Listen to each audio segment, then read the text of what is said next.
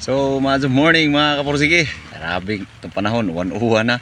Murag low pressure siguro. Cancel din to ang klase karong buntaga. So, yaning li ta sa itong garden, yung uwan naman. Siguro sa uban, murag hasol ning uwan. Kaya pareharon, waay klase. No? Pero na itong mga backyard gardener, murag blessings siya.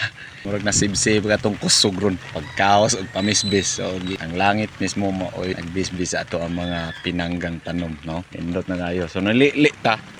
Karon ni aging weekend wa magita ka lugar kaayo nga rin luli sa atong garden karong buntaga lagi taning lig maayo nya natinga ko kay ano may mga nagputi-puti abinog nang lupad ng mga silupin ba nya nangasangit sa atong garden so akong gili akong gitanaw ipang putos na dayag mga bunga in town so salamat ta sa tuang nanay bintag yung nanay gwapa ba mutabang diri sa tuang garden kalingawan lang po namo diri ba sa tuang backyard. So iya din ipamutos. Sabi na kay tagang mananap niya to ang backyard garden. Ay po nga ipamputos. Akong plano ato kay daw saging may atong iputos ato. Talang ko nag-toothpick o magkualan ta og gungi sa lukay sa lubi.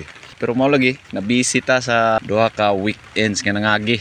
Last weekend diha tay PLTC, CLTC, no mga crew leaders training nato sa mga bata dito sa Kabambugan High School. Pero nakapangayo ang buta dito mga gitanom nato dugang dire.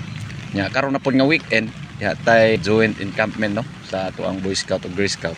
So wa kita ka lugar so si nanay mismo yang ipamutos. Nya nindo trabay nung tan-aw nga naputos na sila. Kay mas naklaro na to nga uy daghana na bunga ni atong tanom labi na atong paliya. Daghana bunga kay naklaro na ba nga once na silupin nagbitay bunga man gina siya. So nindo na nung tan-aw ang ako ato sa wa pay putos kay kuan man murag basta kay naalay bunga pero sa giputos na nakita na to daghan gyud bunga. Apil atong balantiyong no iputos nanay kay protection po na siya nga dili mananapon kay sayang ang bunga kung mananapon pareha sa atong pipino uban nga daot in town kay mananap wala na to makuan nya tong i-spray-sprayhan po din taon sa ato ang organic pesticides murag ni effect man pud siya kay murag ning lessen ang ato ang mga nakita na to nga mga mananap o mga od ato pong giabag-abagan og pamunguha nya pisuon pero sungot sila tanawon so indot ang atong balantiyong nakita gyud nga dako na gyud ang bunga kay ug maglantaw ta sa layo atong balantiyong nga wa pa to maputos balantiyo na siya pero karon nga gibutangan na siya putos silopin